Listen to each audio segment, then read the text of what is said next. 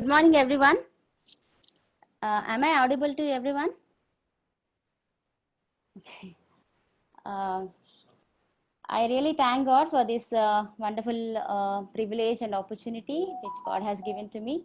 And I'm acknowledging that I am not at all worthy for this privilege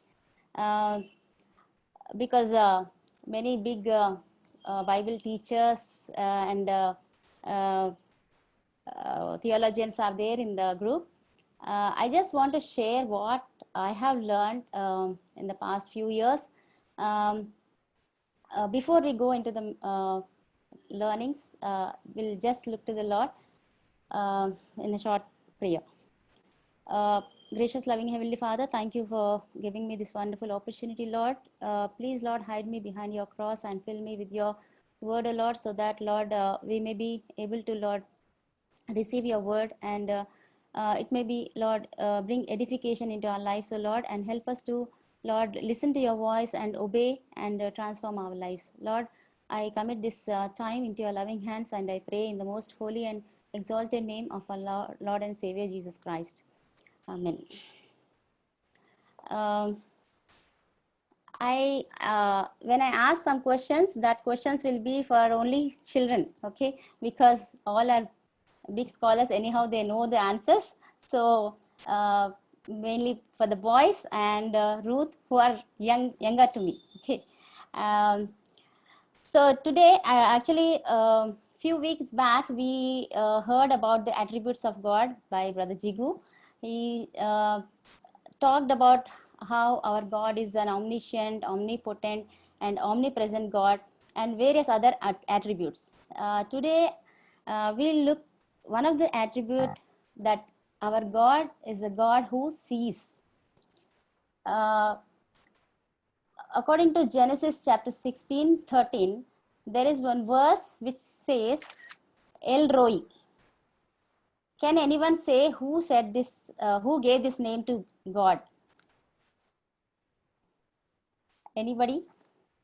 Boys or Ruth, I cannot see. Veronica. Anybody knows who gave this name to God? El Roi? Okay, fine, I'll only tell.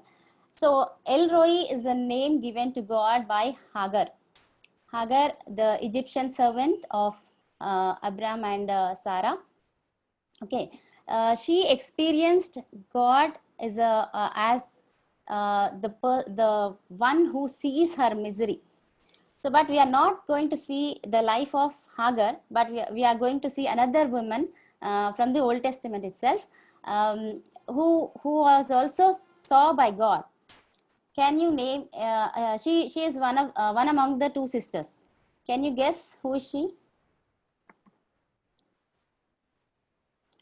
I thought this will be like interactive, but nobody is willing to give answers, I think. Yes, uncle, I can't hear. You can unmute and say. Okay. Because they are not saying. Fine. Okay, I will only tell. The name is Leah. Okay.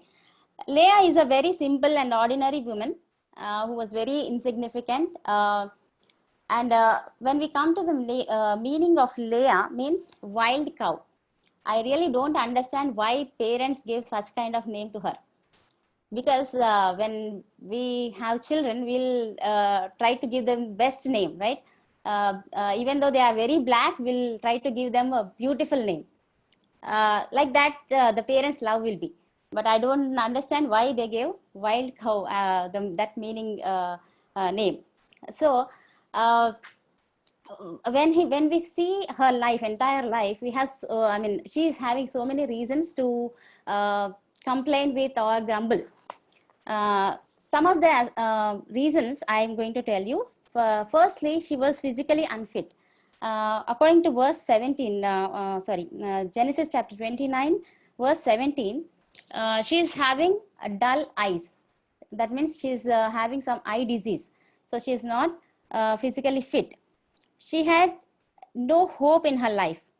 because she was ill in her eyes, or she is not well, probably nobody was willing to marry her, because even though she was the elder daughter of Lavan, nobody married her.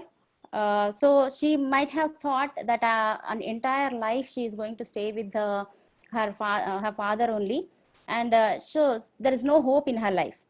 And thirdly, what she actually trusted her father so much that he will take care of her entire her life. But even her father, uh, in deception, he gave her to someone who doesn't even care for, or does not have any interest in her. So she lost him, and she felt betrayed by her father, thirdly.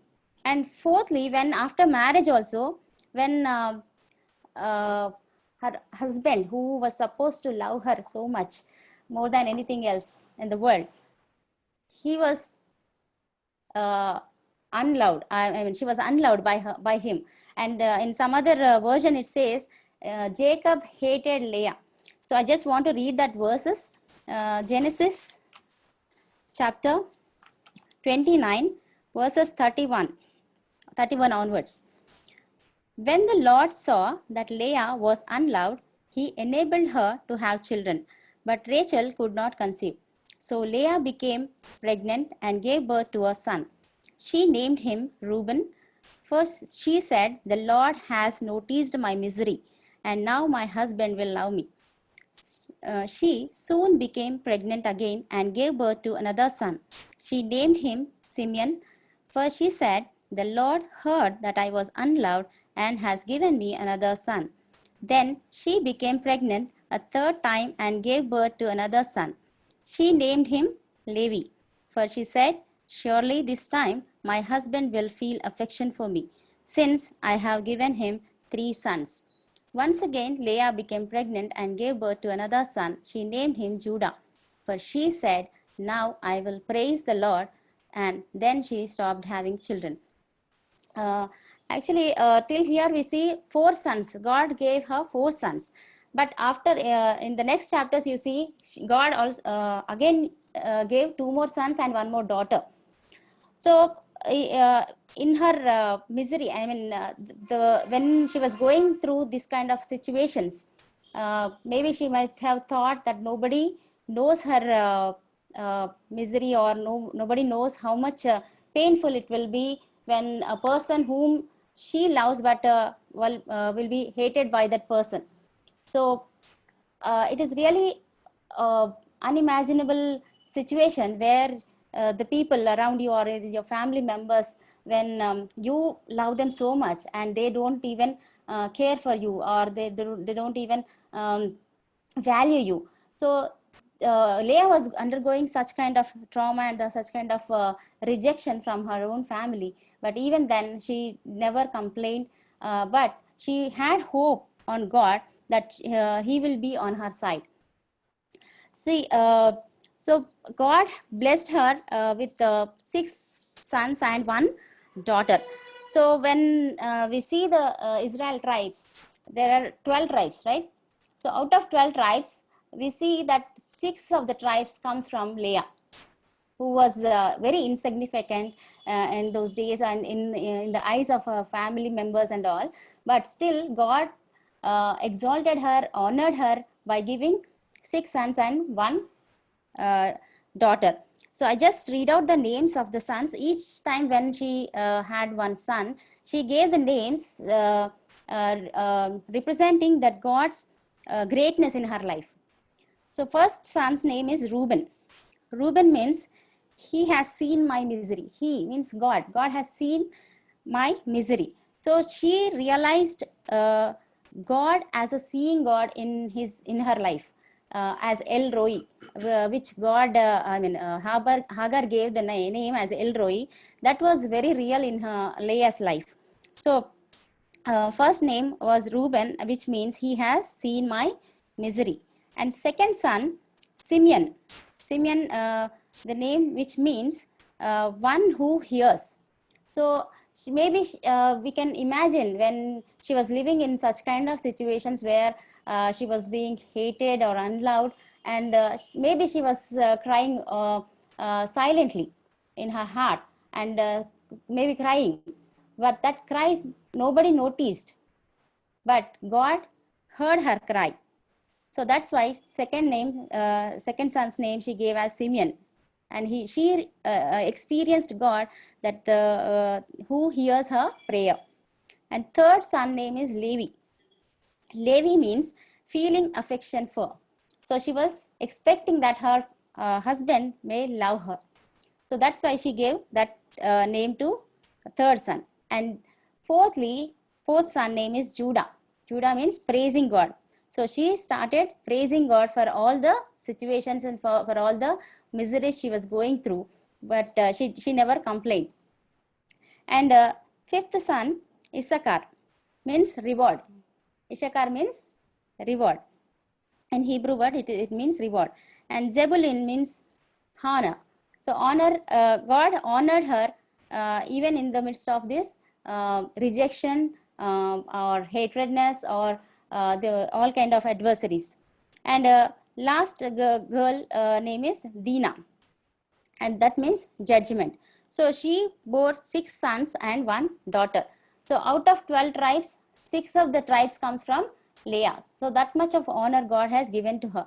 Why? Because she was grateful that God has given her children, and she was always trying to glorify God through her life, even though she was in the midst of miseries and adversaries. And not only that, she was also happy for the maid servant Zilpah, who also bore 2 sons, and she Leah only gave names to them as Gad and Asher. Gad means fortune, and Asher means happy. So wherever you see these names, that shows how grateful and how thankful she was towards God. And this all shows that she has the ability to rejoice even in the adverse situations. And she realized that God is seeing her in every situation, whether it is good or bad. But most of the time she had very bad experiences from her family, but even then she never complained or argued or she grumbled. She always tried to praise God and thank God. So she realized that God is mindful of her feelings. So how she is feeling, how is her heart. So always she realized that God is mindful of her, even though her own husband, sister, and father may not be worried or may not be taking care, but she trusted God that He is seeing her, and he will understand her emotions. And so probably she faced so many hardships. That's why she draw very close to God when compared to Rachel. Rachel is very beautiful to look, and she was more loved by her husband, who worked 14 years, approximately 14 years for to get Rachel as his wife. But when compared to Rachel's life, Leah is more spiritual and more strong in faith, because we see in chapter 31 verse 19 that Rachel stole some of the idols from her father, which is which shows two kind of sins in her life. One is stealing, and another one is idol worship.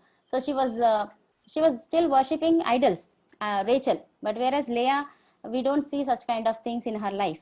So because she went through lot of hardships, I think that she was very drawn very close to God. So not only this, when she died, also God honored her by letting her buried near the place of Abraham and Sarah and Isaac and Rebekah.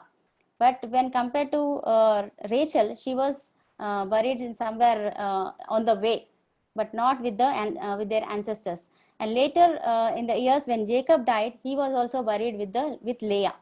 So even though in the life's journey, maybe her husband might not given her so much of importance or so much of value, but at the end God honored her in this way. And not only that, Judah is a type of from which our Lord Jesus Christ came.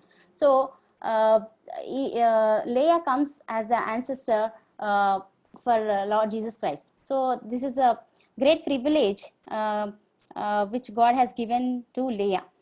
So from her life, we can learn two things.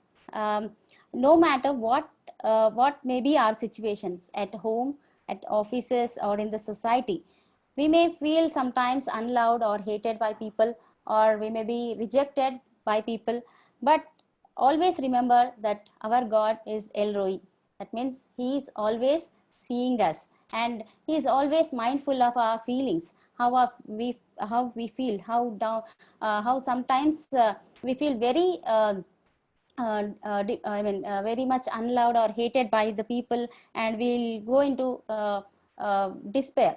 But always remember and encourage yourself that our God is a God who sees. And uh, first thing is that, and secondly, what we can learn is we need to examine our lives. How are we treating others? Are we loving others? Are we caring for others? Are we making them others feel very much comfortable and very much loved by us?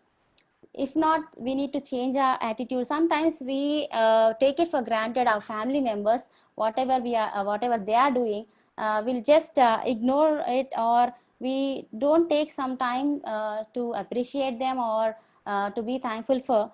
So let us see some areas where we are lacking, and we may rectify those things, and we may show the love which we have received from the Lord. So these are the two aspects we can ponder on. And I want to experience, I want to share my experience, how I have understood these things in my life. A few years back, I was also going through a lot kind of this kind of experiences, when I was experiencing like why I was not loved so much, or I was unloved. At that time, God spoke to me through Jeremiah 31:3. Many of us know the verse, right?